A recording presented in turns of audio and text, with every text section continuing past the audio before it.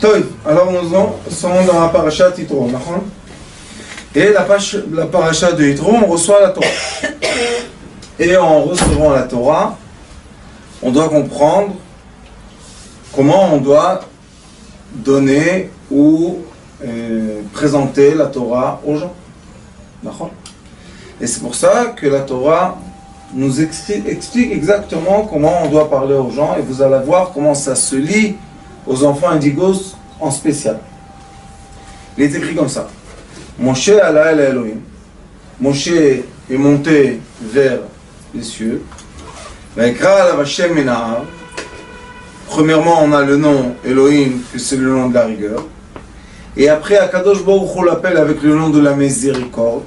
Donc on a la rigueur, la miséricorde.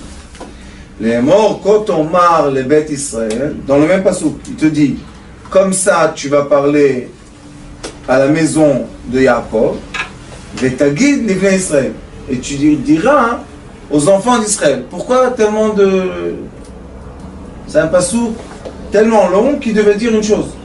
Parle avec les enfants d'Israël. Pourquoi il est devenu tellement long ce passouk? Quand on rentre dans l'explication de Rashi,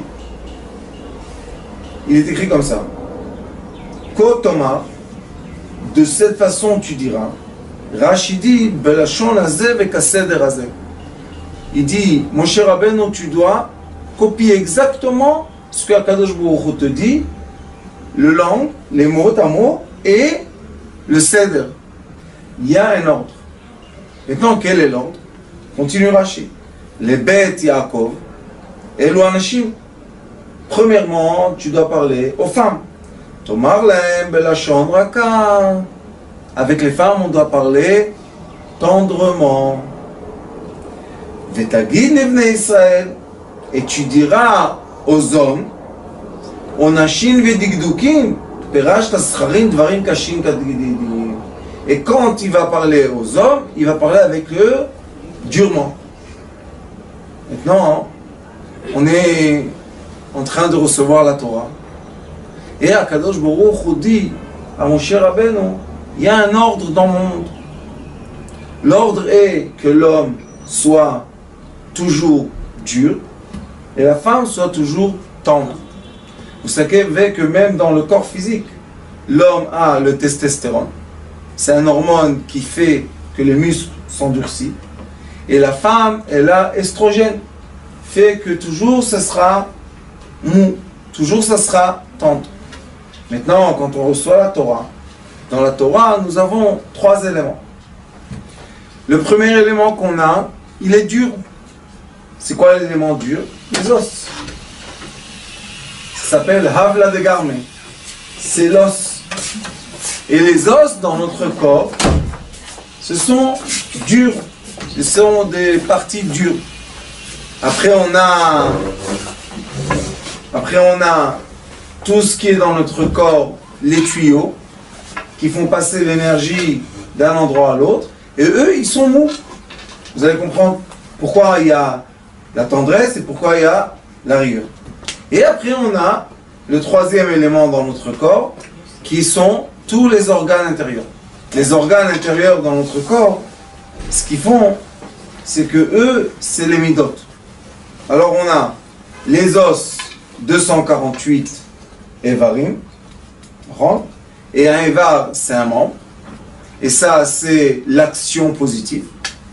On a 365 tuyaux qui sont les actions négatives, interdites, shasa mitzvot lo ta'aseh, et on a les midot. C'est quoi les midot? Les caractères, le comportement de l'être humain. Maintenant, on doit se poser une question. Qu'est-ce que veut Akadosh Baruch Hu de nous? Il nous a fait venir sur terre. En venant sur terre, il y a des lois de la terre.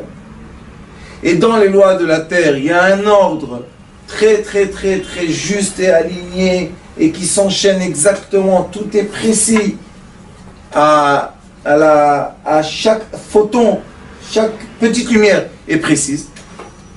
Et si on ne va pas avoir l'approchement de cette étude d'après la volonté céleste, malheureusement, on peut perdre l'étude. C'est comme on vous dit, il y a une perceuse, on te dit, cette mèche-là, elle est faite pour du bois. Cette mèche-là, elle est faite pour le fer. Cette mèche-là, elle est faite pour le ciment. Maintenant, il y en a, il dit, j'ai besoin de faire un trou dans le mur. Quoi, je vais changer les mèches maintenant? Ça fait rien. Et il prend la mèche du bois, il essaie de faire percer le mur. Qu'est-ce qui se passe? La mèche, elle brûle. Il s'énerve. Qu'est-ce que c'est cette compagnie? Ils n'ont pas honte, comme ça on me vend. Ils m'ont trahi, ils m'ont trahi. Ça va vite, hein, etc.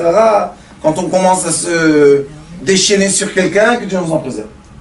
Il vient chez le magasin, il dit que c'est...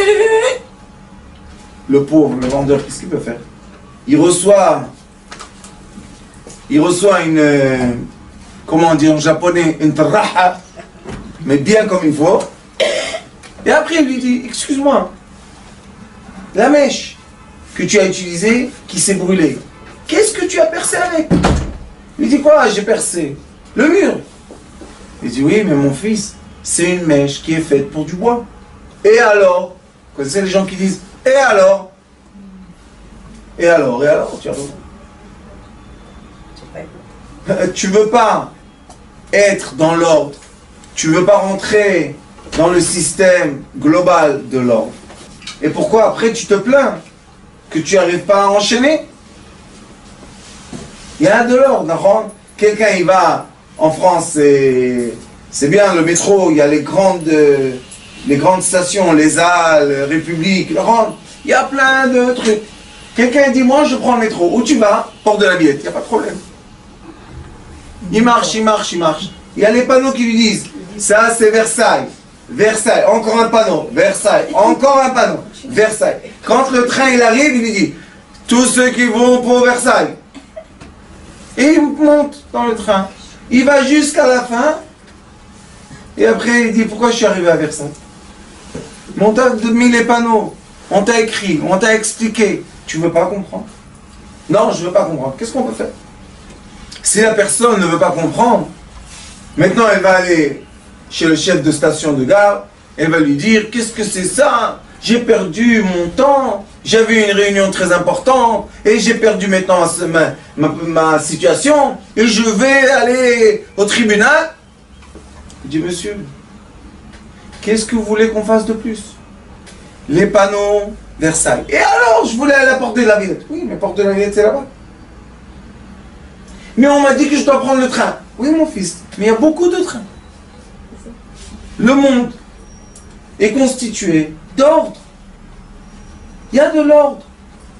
Dans cet ordre-là qu'Akadosh Baruch Hu a créé dans le monde, il y a de la place pour tout le monde. Pour les grandes roues, pour les petites, pour les moyennes, ceux qui veulent aller à droite, ceux qui veulent aller à gauche, ceux qui veulent aller en avant, en arrière, en haut, en bas. Il y a tout ce que tu veux. Mais par ordre. Et quel est l'ordre? Il y a, vous savez, des règles globales de l'ordre et il y a des règles spécifiques de l'ordre. Il y a une règle, quand on habite dans un bâtiment, on doit tous payer, comment ça s'appelle, les charges. Ça, c'est global. Maintenant, combien tu vas consommer de l'eau, d'électricité, ça c'est personnel. Mais on est tous d'accord qu'on rentre tous par l'entrée et on prend tous l'ascenseur pour entrer dans notre maison. Qu'est-ce qu'on peut faire? Alors ça s'appelle l'ordre global.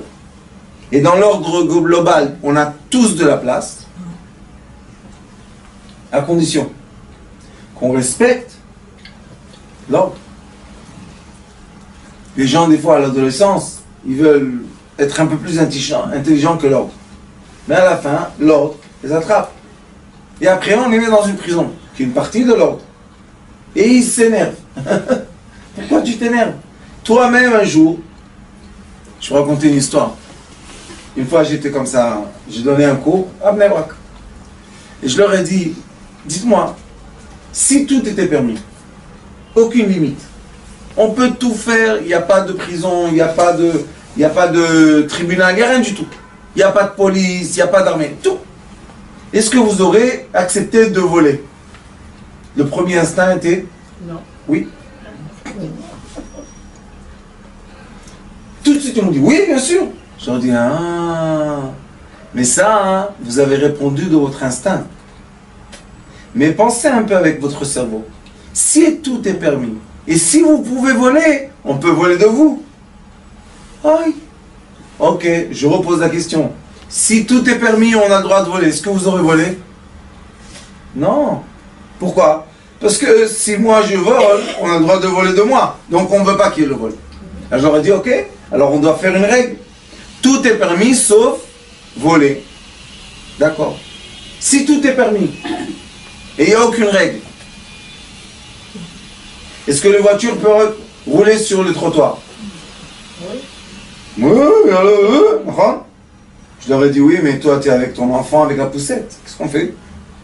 Non, excuse-moi. Ok. Deuxième règle. Si tout est permis et on a le droit de tout faire, est-ce qu'on peut rouler sur le trottoir? Non. Il y a la place pour les piétons, il y a la place pour les voitures. Ah, ils ont fait encore une règle. Je leur ai dit, si vous aurez pensé à la vie d'une personne, de la naissance à la mort, combien de règles vous aurez mis vous-même? Celui qui nous a créés dans un système de règles qui est magnifique. C'est pas un système de règles qu'on t'oblige. Personne ne t'oblige de rien du tout. Sauf que si tu as une certaine conduite, tu peux profiter d'un certain produit. Exemple. J'ai la bouteille et je veux boire le contenant. Maintenant, tabula rasa, japonais. Je ne sais pas comment on ouvre la bouteille. Je dis à ma mère, maman, un couteau. Qu'est-ce qu'il y a, mon fils, un couteau? Non, le couteau de la viande là que tu as quand tu coupes la viande. Oh, mais non, qu'est-ce qu'il y a? Il prend la bouteille. Et il s'énerve. Pourquoi le liquide est parti comme ça? On m'a dit que... Mon fils, il y a une bouteille. Shalom, l'ange. La bouteille, elle a un bouchon. Ouvre le bouchon, mets dans le verre, mais ne mets pas trop. Parce que si tu vas mettre trop, ça va se renverser. Et après, tu peux boire.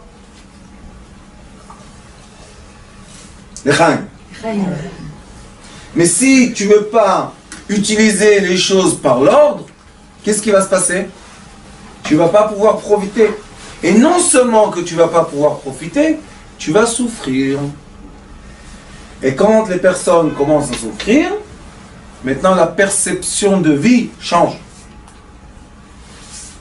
Quand une personne souffre, elle n'arrive plus à penser. Elle se concentre juste sur une chose, sa douleur. Maintenant, la longueur de vue de 50 mètres devient 2 mètres. La longueur des sentiments, d'aimer toute la famille, à peine tu peux aimer ce que tu manges. Le profit du manger, tu peux à peine manger parce que tu as mal. Et quand on a mal, on mange tout petit peu. Non, qui t'a emmené dans cette souffrance? Le désordre. Le désordre nous a emmenés dans la souffrance. Et quel est l'ordre? L'ordre est le respect qu'on doit donner au côté féminin et au côté masculin. D'après la médecine chinoise, le côté féminin est toujours le côté doux. Ça s'appelle yin. Ying. Le côté masculin est toujours le côté dur, yang. Vous connaissez le signe avec le noir et le blanc. Dans tout noir, il y a du blanc, dans tout blanc, il y a du noir. Mais la seule question, c'est les quantités. D'accord? Alors, quand on rentre dans un système de loi globale, ce qu'on doit comprendre en premier, c'est le rôle féminin sur Terre et le rôle masculin sur Terre.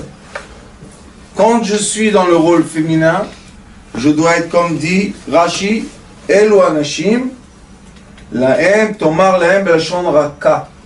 Avec une femme, il faut parler tendrement. Pourquoi il faut parler avec une femme tendrement?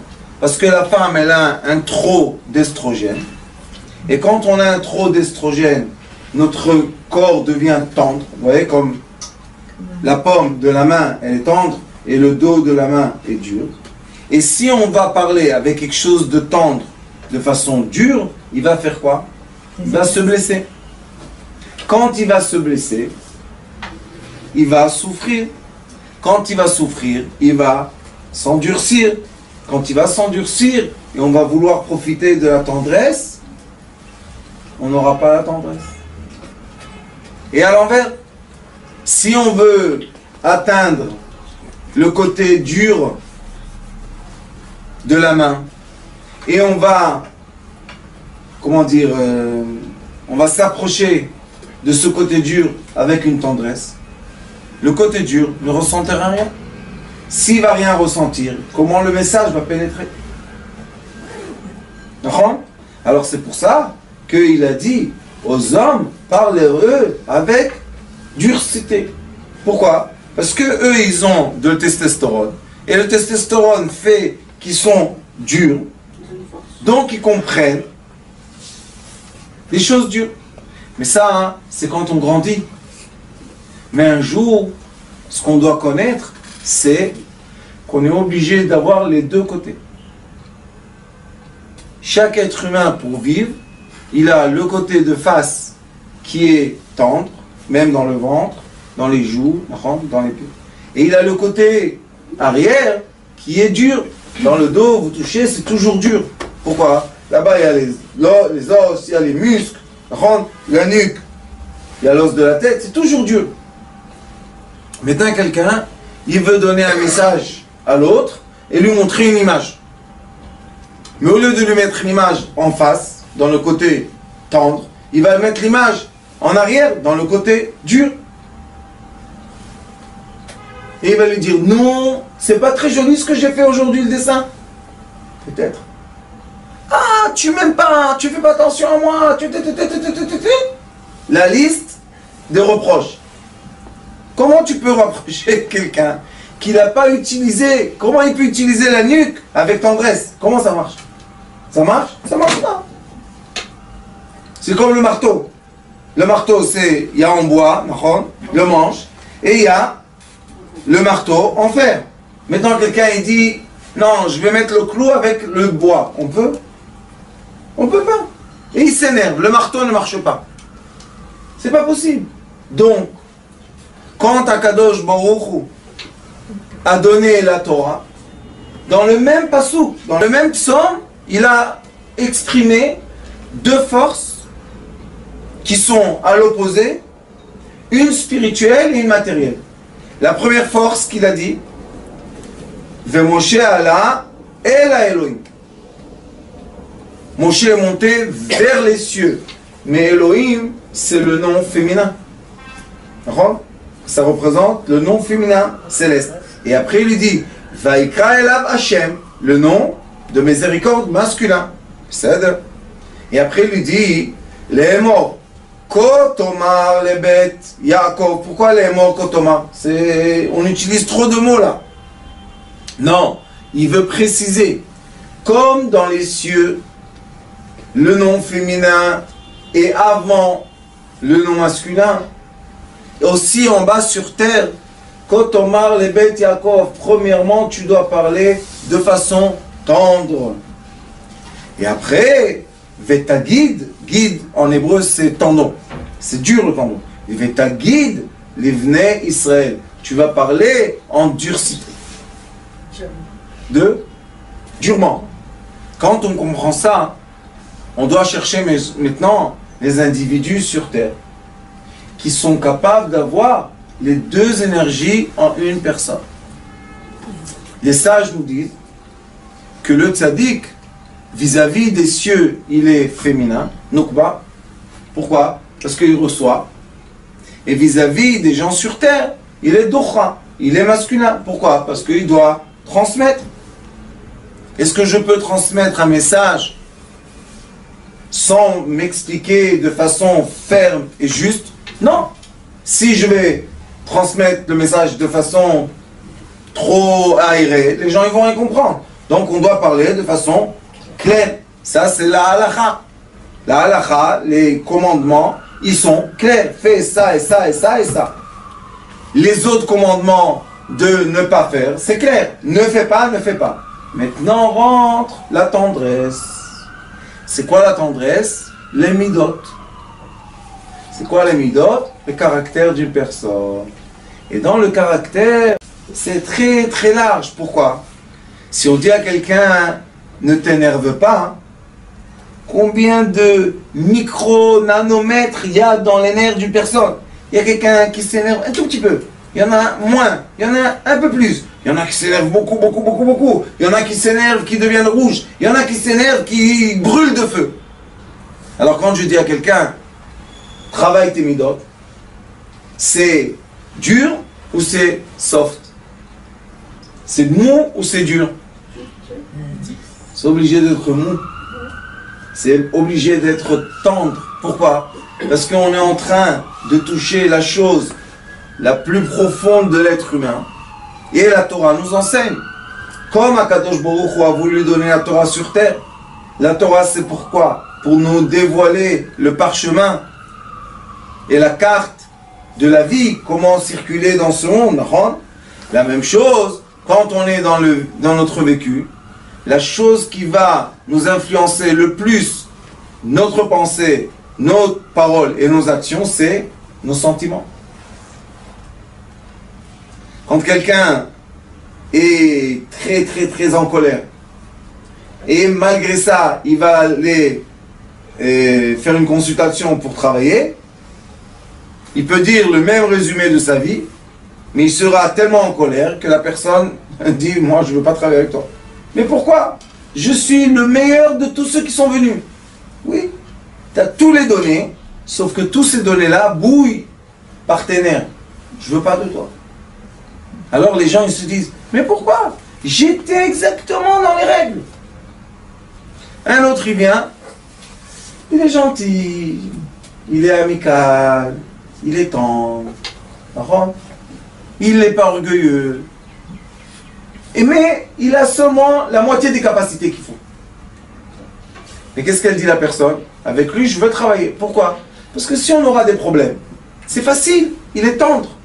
Mais si il a toutes les capacités, il est dur, je ne veux pas partager avec lui 8 heures par jour, 10 heures par jour, 14 heures par jour.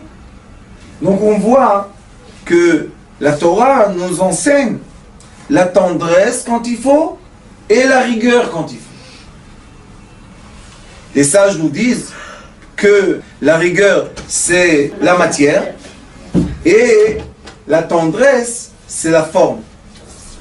Donc, maintenant, le monde est créé d'une façon que les forces de rigueur cherchent à être adoucies. D'accord? Et les forces de douceur cherchent la rigueur. Donc, la vérité n'est pas dans les extrémités. La vérité est dans le juste milieu. Pourquoi quand on parle de la Torah qui a été descendue des cieux en bas, on est obligé d'expliquer ces relations qu'il y a entre la douceur et la rigueur? Parce que dans ce monde-là, nous avons des êtres humains qui s'appellent Indigo, mes frères fidèles. Et eux, ils viennent d'un monde qui est de lumière. Dans le monde de lumière, est-ce qu'il y a la douceur ou la rigueur vis-à-vis de ce monde? La douceur. Très doux. En haut, c'est des lumières douces. Mais quand ces gens-là naissent dans ce monde de rigueur, le monde de Asiya, c'est le monde dur. Et maintenant, ils doivent survivre. Et qu'est-ce qu'on fait avec eux? Ils sont frustrés de leur naissance. Les enfants indigos, quand ils sont tout petits, ils sont très heureux. Ils sont même un peu surdoués. Ils arrivent à se, comment dire, distraire tout seuls. Ils arrivent à penser tout seuls. Bon, Hachem, ils sont contents. Mais à un moment de croissance, les autres commencent à les juger. Quand on les juge, on applique sur eux quelle force? Rigueur ou douceur? Rigueur. La rigueur. Et là, on a les enfants indigos qui commencent à sortir de leur poche des outils de rigueur. Qui est plus fort? Celui qui est doux qui a sorti la rigueur ou celui qui a la rigueur qui fait sortir la rigueur? Pensez bien à la réponse.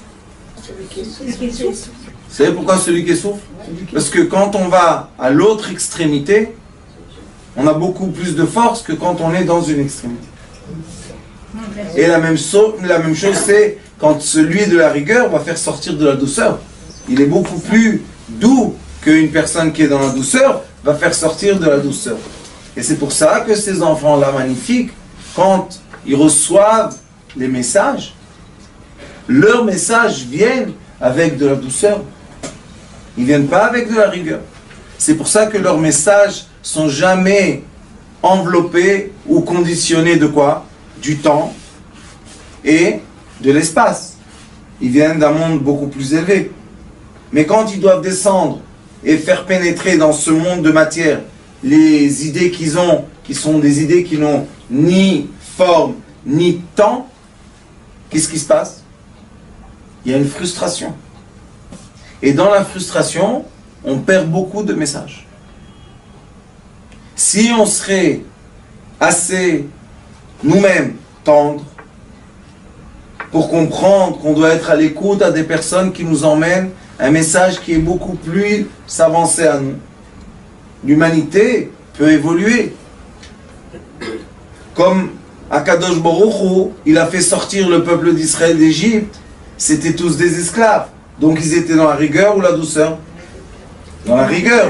Alors comment il veut leur donner une Torah de douceur? Il était obligé de leur donner de l'or, de l'argent. Ils sont tous sortis hyper riches. Maintenant, quand on est à l'aise, on a tout ce qu'il faut, et juste penser un peu logiquement, qu'est-ce qu'on a besoin de toute cette richesse quand on est 40 ans dans le désert? Donc vous voyez qu'on a tout le temps la rigueur et la souplesse ensemble. Donc notre Torah nous dit, la raison pour laquelle sur terre il y a de la rigueur masculine et de la souplesse féminine, c'est parce que dans les cieux, il y a la rigueur et la souplesse. Et nous sommes juste en image des cieux. Comme dans les cieux, il y a un ordre magnifique du déroulement de la lumière jusqu'à quand qu'elle devient de la matière. Cet ordre-là est écrit, très très beau. Il y a un livre d'Abraham Avinu, vous connaissez, Sefer Yetzira. Et dans le Sefer Yetzira, dans le premier paragraphe, il est écrit les 32 cheminements de lumière, lettres, psaumes, étoiles, etc., couleurs, tout, jusqu'à ça descend sur terre. Bientôt on va publier un livre, Bezrat Hashem, tous ceux qui veulent nous aider, on sera très content de recevoir l'aide, mais un livre qui montre le cheminement de la lumière jusqu'au dernier photon dans un atome. Pourquoi Abraham Avinu a dévoilé ce livre? Parce que le premier homme, quand il a été renvoyé de Gan Eden, quand il était en haut en Gan Eden, il n'était pas enveloppé de peau. Tous ceux qui sont mes élèves connaissent. Il était enveloppé de quoi? De rien du tout. C'était une forme de lumière. Après, quand il est rentré dans l'atmosphère, il s'est habillé de peau et il est devenu un être. Mais quand il est devenu un être, le premier homme n'avait pas ce que nous on a en avantage. Il n'avait ni père ni mère. Donc il est venu sur une planète et il ne savait pas quoi faire. Alors il y a un livre qui s'appelle Razi al-Malach. Il y en a qui disent que c'est Sefer Yetzira. Et il pleurait 3 jours et 3 nuits. Il a dit à Kadosh Baruch Hu, tu m'as mis sur une planète, mais je ne sais rien du tout.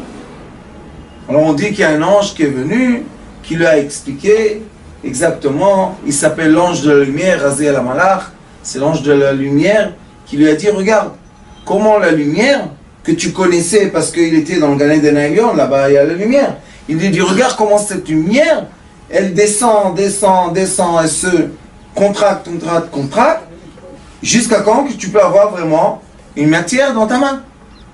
Et pour profiter de ce monde magnifique, Akadosh Baruch Hu t'a donné 5 outils de sens et les outils de sens sont limités à des longueurs d'onde pour que l'être humain profite de ce monde.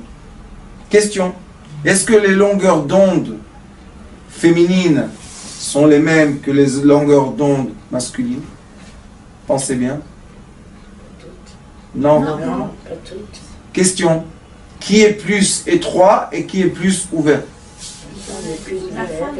L'homme est plus étroit. La femme est souple, donc la longueur d'onde ouverte. L'homme est endurci, donc la longueur d'onde étroite. Quand on a besoin de prendre une décision dans la vie, on doit poser la question à celui qui voit une image plus grande ou celui qui voit une image plus petite. C'est ce qui est écrit. Kol asher tomar elecha Sara, shma bekola. Tout ce que te dit ta femme, écoute-la. Maintenant, il y a des gens qui vont dire, mais pourquoi, si j'ai pas une femme, qu'est-ce que je peux faire?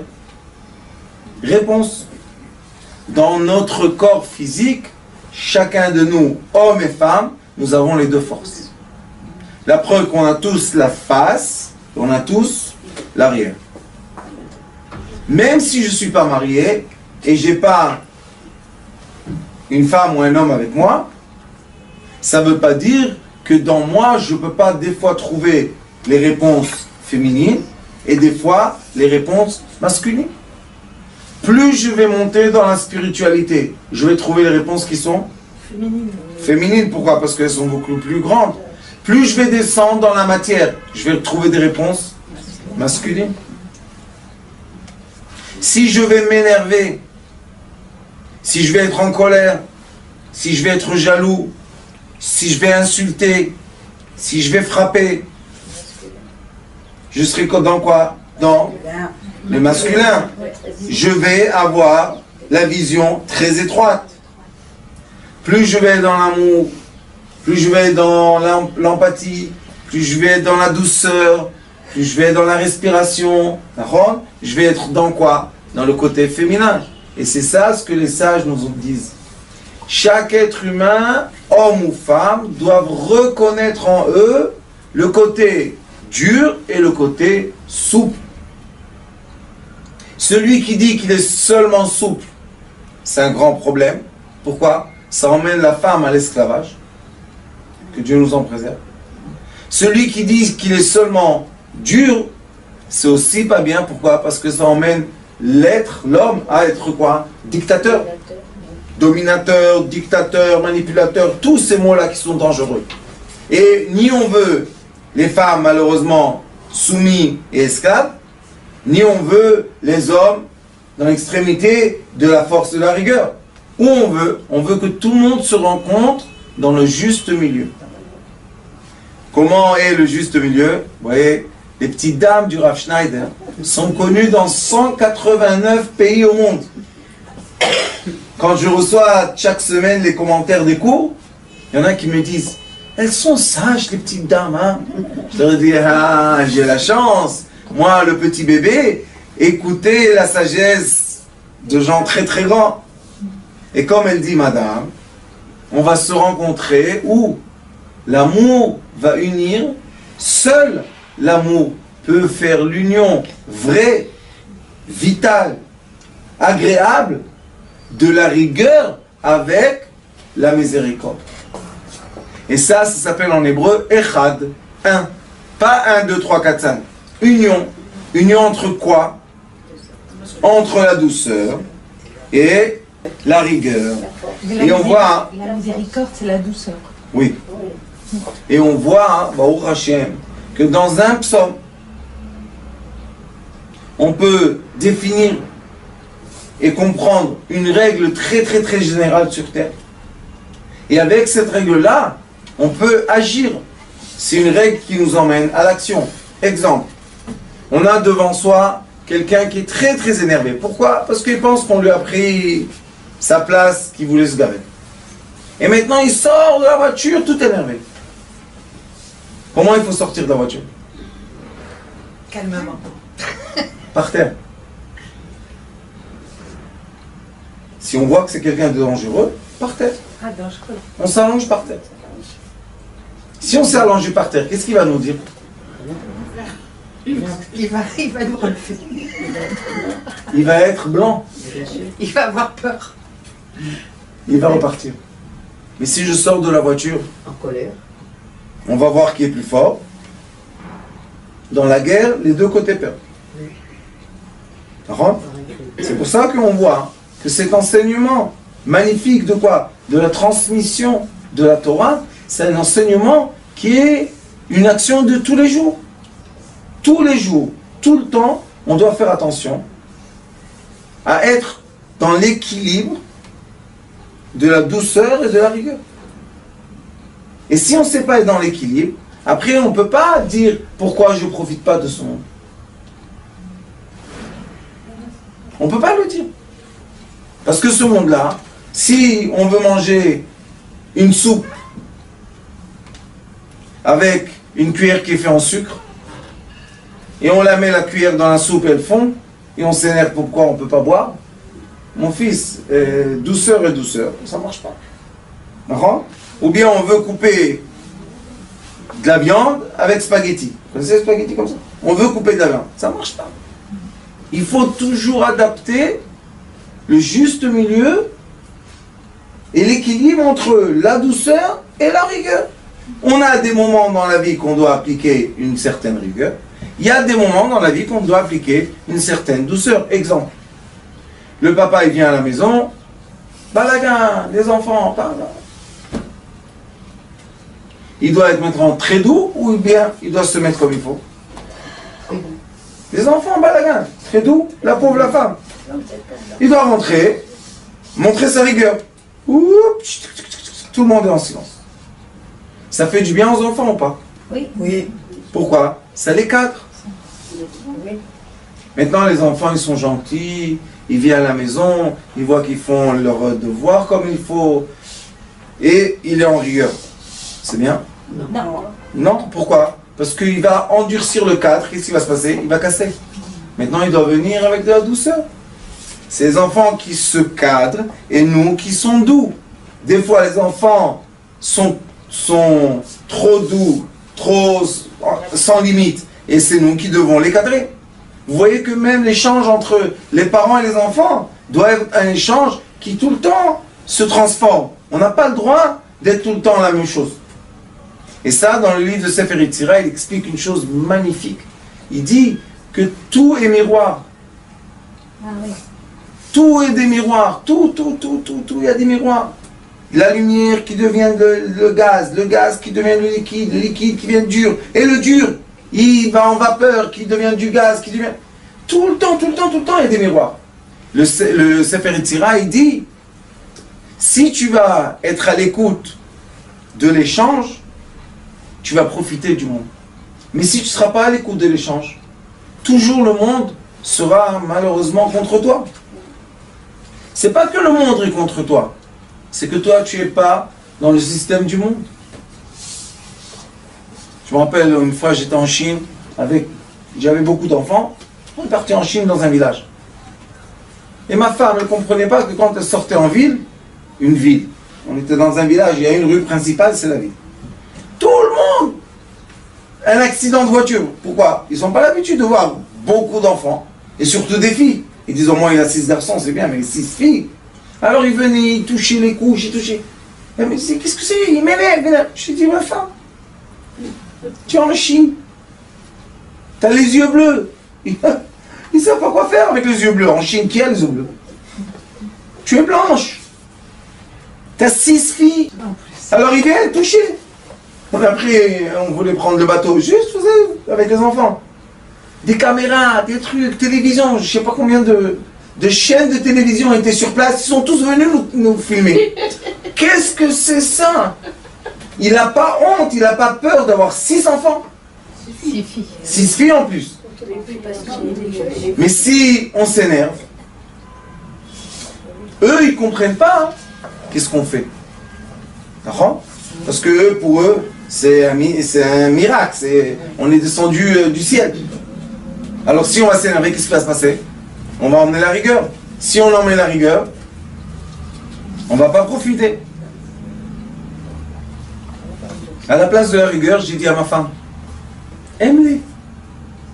C'est comme si que toi, je t'aurais emmené en plein blimbrac quelqu'un avec un éléphant qui circule avec un éléphant. Tu serais pas étonné comme ça? Tous les enfants seraient partis de la maison pour le voir. Il m'a dit oui. Je lui ai dit, maintenant on a un éléphant maintenant. Sauf on a besoin de la trompette là et faire le son et tout va bien. Ça, c'est la compréhension de quoi? Du juste milieu. C'est pour ça que le point zéro, qui s'appelle le point magique, il y a dans la physique antique le point magique, qui est l'instant entre la lumière et la matière. Il y a un instant que le rayon de lumière devient un électron. C'est un instant. Dans cet instant-là, on peut tout être et rien être à la fois. Et c'est le moment de la liberté totale. C'est la liberté totale de rien être et de tout être. Maintenant, ceux qui sont endurcis et qui sont tout le temps dans la matière n'arrivent pas à profiter de ce moment-là. Mais les Bnei Yosef, mes enfants, eux, ils sont tout le temps dans le point magique. Le seul problème, c'est qu'ils n'arrivent pas à comprendre que c'est naturel. Ils pensent que comme les autres disent que c'est déformé, alors c'est déformé. Aux yeux de ceux qui sont matière, bien sûr que la lumière est déformée. Mais aux yeux qui sont lumière, c'est pas déformé, d'accord? C'est pour ça que aussi, quand on grandit, quand on rentre dans des sociétés, il faut savoir s'approprier la société qui nous comprend, qui nous est adaptée, d'accord? C'est pour ça que le Noam Elimelech, c'était un sage chassidique, il a dit comme ça, Tov shachen karov, me'ach rachok. Il a expliqué cette expression du Talmud. Tov, je crois que c'est Shlomo Amelech qui l'a dit. Tov shachen karov, me'ach rachok. Shachen, c'est Shrina. Shachen, c'est la présence divine. Il dit, Tov shachen karov. C'est quoi un karov? Quand on était tous dans l'aspect lumière, on était en famille. Tous les indigos, en haut, on est une famille. On est tous en relation familiale. Mais ach rachok, quand on est descendu sur terre, on est venu dans des familles. Des fois, il y a un indigo dans la famille. Vous imaginez le pauvre? Qu'est-ce qu'il subit? Et c'est ach rachok. C'est vrai que tu es mon frère, mais on est tellement loin avec nos idées les uns des autres. L'indigo doit représenter, quand il est équilibré, la douceur. Et ceux qui ne sont pas indigos représentent dans ce monde la rigueur. C'est comme Yehuda, Vaïgash et Lav Yehuda. Les sages disent que Yehuda, il s'est tellement énervé, il avait une armure en fer, il était tellement énervé que un poil de son corps a percé le fer. Vous imaginez combien il était en rigueur? Et Yosef, il ne lui répond même pas. Qui est maintenant le roi du monde? Celui qui est sur le trône du roi ou celui qui vient demander de l'aide? Qui est le roi? Yosef est le roi. Si tu es le roi et tu vois quelqu'un parler avec toi comme ça, pourquoi tu ne réponds pas? Qu'est-ce qu'il a fait Yosef? Vayav ki Yosef. Il a pleuré. Quand il y a une dispute à la maison, qui pleure? La femme ou l'homme? Normalement la femme qui pleure. Alors Yosef c'est quoi? Féminin. Est-ce qu'il est seulement féminin? Non, parce qu'il a la rigueur d'être le roi du monde. C'est lui qui a donné à manger au monde 80 ans.